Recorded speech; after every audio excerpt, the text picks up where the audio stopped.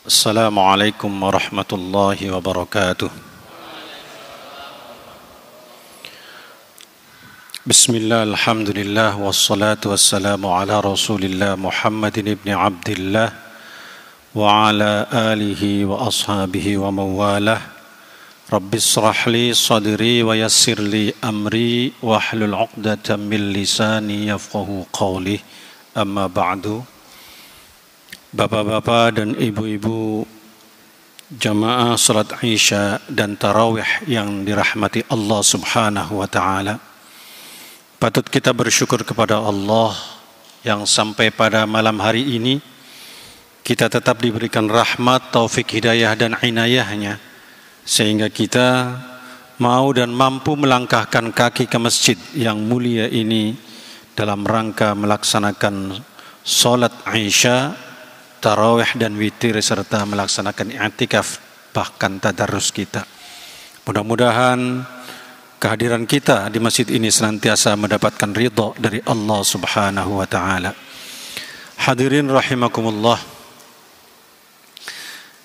Ada satu pertanyaan yang kemudian dijawab oleh seorang hujjatul Islam. Kenapa kita harus berpuasa, menahan lapar, dan kemudian dahaga serta yang lainnya?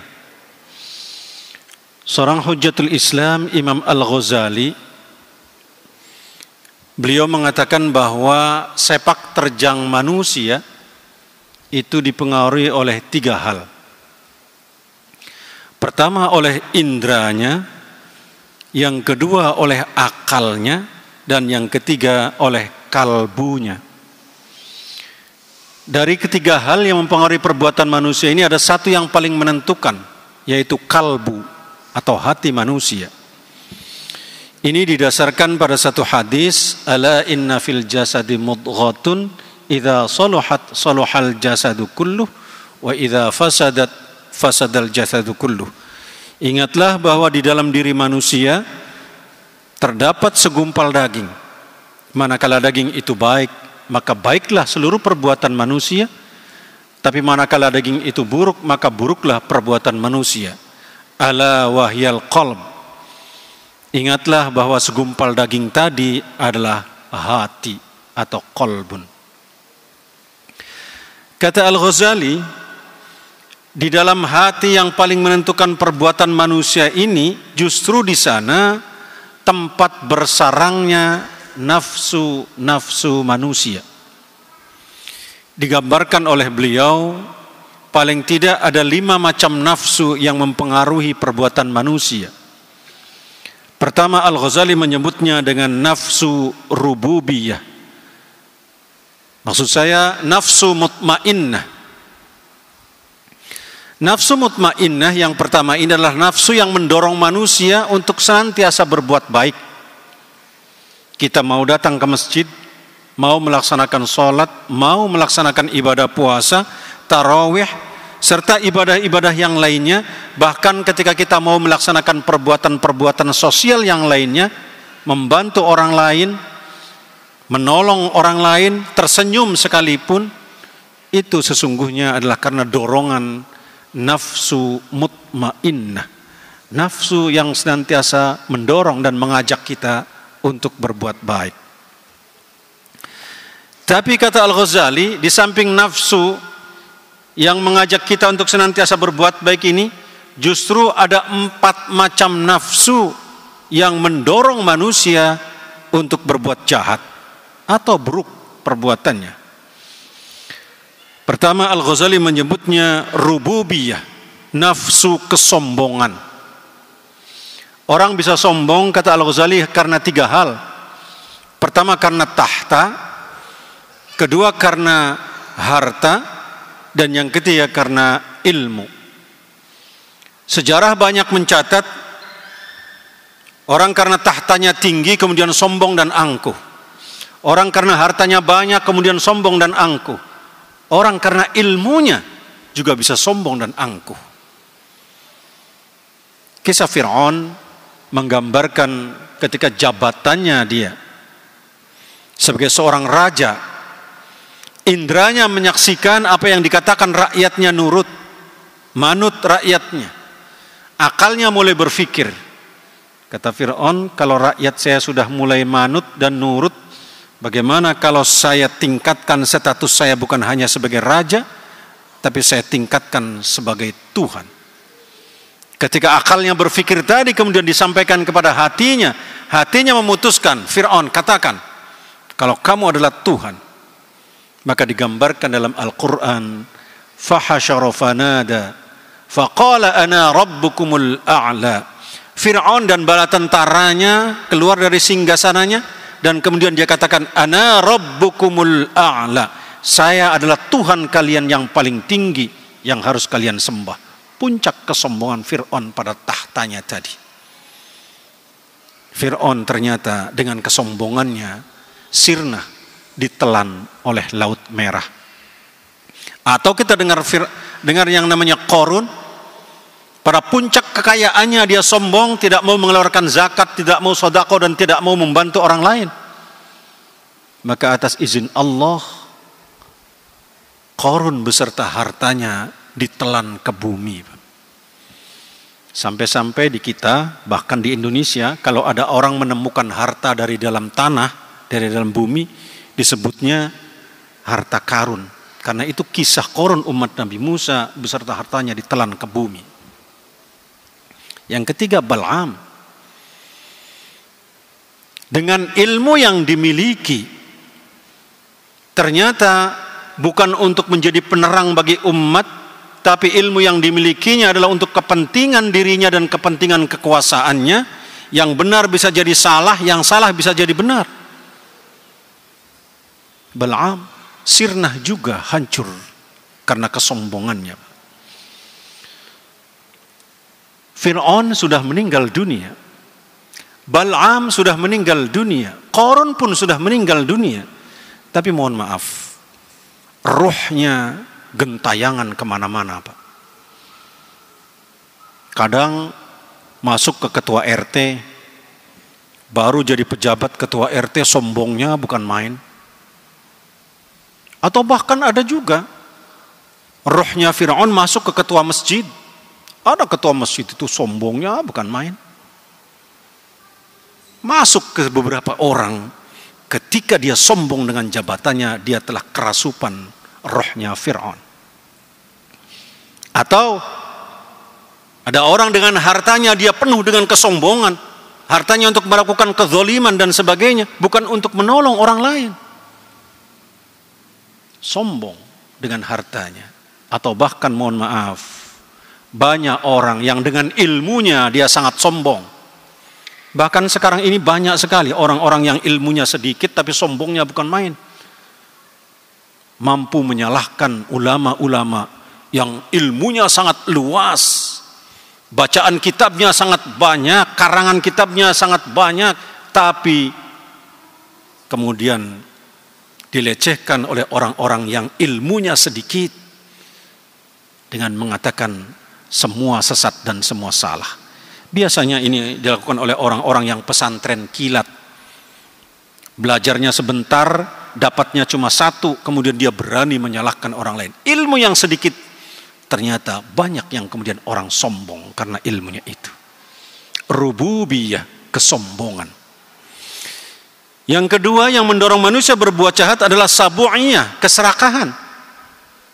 Sudah satu ingin dua, sudah dua ingin tiga, sudah tiga ingin empat, lima, bila perlu semuanya dikuasai. Dan mohon maaf, di bulan Ramadan, di siang hari khususnya, bahkan mohon maaf, ketika menjelang Idul Fitri, nafsu sabu'iyah ini melonjak-lonjak. Nafsu keserakahannya melonjak-lonjak orang. Contoh yang paling ringan, dalam keadaan lapar dan dahaga kita berangkat ke pasar, apa yang kita lihat semua ingin dibeli, Pak. Semua makanan dilihatnya enak, dibeli semua. Ketika dibawa ke rumah, ditata di atas meja, menjelang maghrib semua sudah disiapkan. Begitu maghrib tiba, azan dikumandangkan, Allahu Akbar, Allahu Akbar. ngambil air 1 gelas air putih, diminum. Bismillahirrahmanirrahim. Begitu air 1 gelas masuk ke dalam mulut kita, makanan yang kita beli di siang hari tadi, itu tidak ada selera lagi, Pak. Hilang semuanya. Kenapa? Siang hari tadi, nafsu sabu'iyah meronta-ronta. Keserakahan itu. Lebih-lebih mohon maaf, menjelang Idul Fitri biasanya ini semakin meronta-ronta. Semakin meronta-ronta. Bagi karyawan yang kemudian belum mendapatkan THR, rata-rata kemudian menghardik pimpinannya. Ini ngerti nggak sih pimpinan ini sudah mau lebaran, belum juga turun THR dan sebagainya. Mestinya orang yang sudah berpuasa dia menekan nafsu sabu'iyahnya sangat ada di bawah. Semakin tambah puasa, semakin di bawah nafsu sabu'iyah itu dengan puasa ini.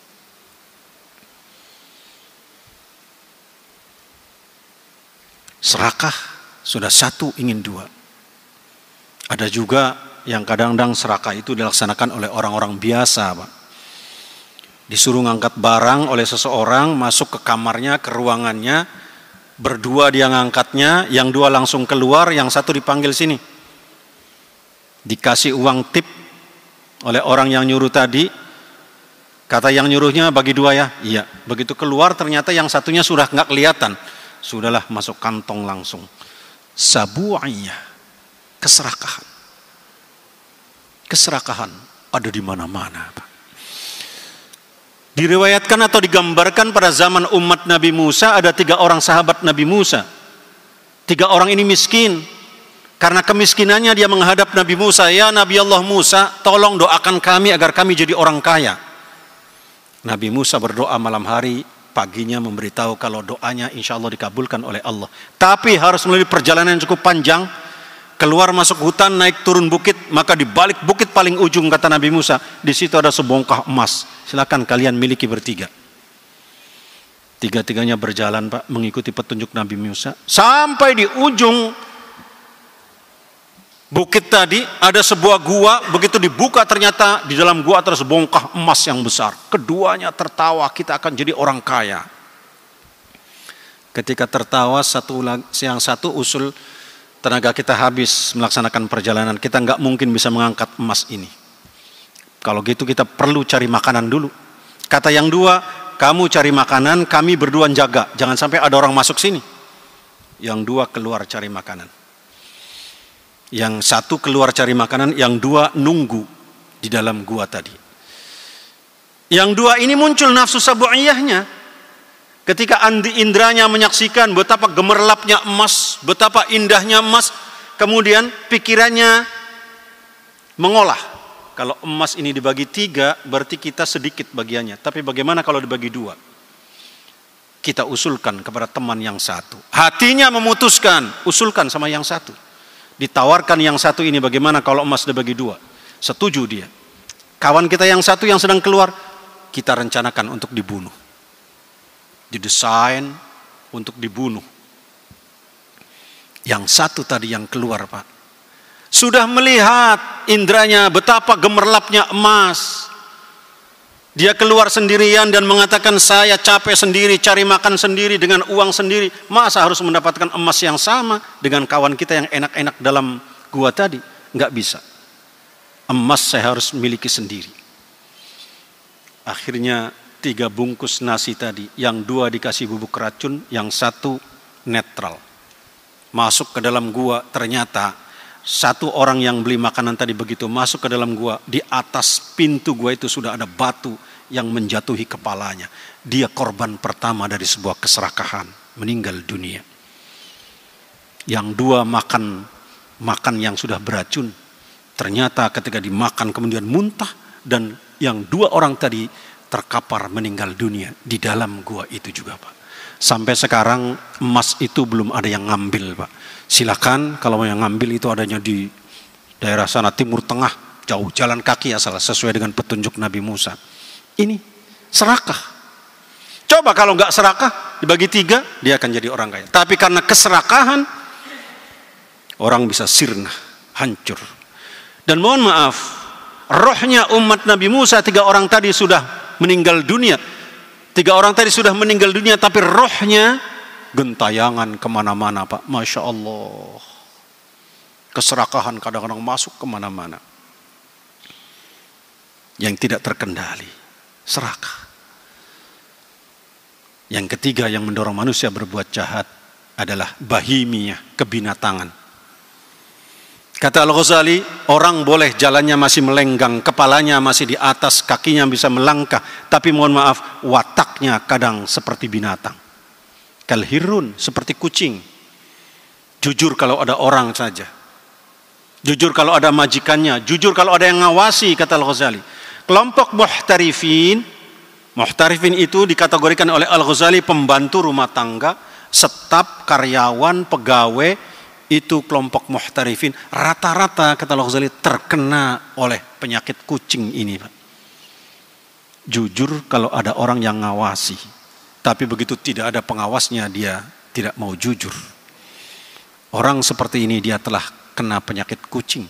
Dan banyak digambarkan oleh Al-Ghazali tentang bagaimana sifat binatang itu menerpa manusia, sehingga manusia menjadi seolah-olah seperti binatang. Bahimiyah. Yang keempat adalah syaitaniyah, nafsu syaitan yang mendorong manusia untuk senantiasa mengadu domba dan bohong, serta siasat-siasat yang lainnya. Keempat macam nafsu ini, kata Al-Ghazali, membentuk kekuatan tersendiri melawan nafsu yang satu, yaitu mutmainnah. Bisa dibayangkan Pak, 4 lawan 1, dipastikan 1 ini kalah. Karena itu kata Al-Ghazali, tolonglah nafsu mutmainnah ini jangan sampai kalah. Dengan apa menolongnya? Pertama, dengan sholat. Yang kedua, dengan puasa. Dan yang ketiga, dengan zikir. Kemudian, nafsu mutmainnahnya sendiri. 4 kebaikan melawan 4 kejahatan. Maka digambarkan dalam surat Hud, innal hasanat yudhibnas sayyiat. Sesungguhnya kebaikan itu akan mengalahkan kejahatan atau keburukan-keburukan. Karena itu hadirin rahimakumullah,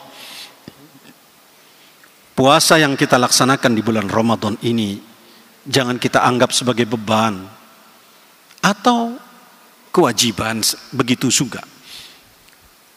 Tapi anggaplah ini adalah merupakan kebutuhan bagi kita untuk membina rohani kita sehingga rohani kita menjadi sempurna. Puasa akan mengendalikan nafsu sabu'iyah. Kemudian sholat akan mengendalikan nafsu kesombongan. Dan zikir akan mengendalikan nafsu kebinatangan. Sedangkan mutmainnah akan melawan nafsu syaitaniyah. Kita mohon kepada Allah, mudah-mudahan kita mampu untuk mengalahkan nafsu-nafsu ini, sehingga kita ada dalam nafsu mutmainnah yang senantiasa berlaku dan berbuat kebaikan dan kebaikan. Semoga Allah Subhanahu wa taala senantiasa memberikan bimbingannya kepada kita sekalian untuk tetap ada dalam ridha Allah Subhanahu wa taala. Terima kasih dan mohon maaf. Wallahul muwafiq ila aqwamit thariq. Wassalamualaikum warahmatullahi wabarakatuh.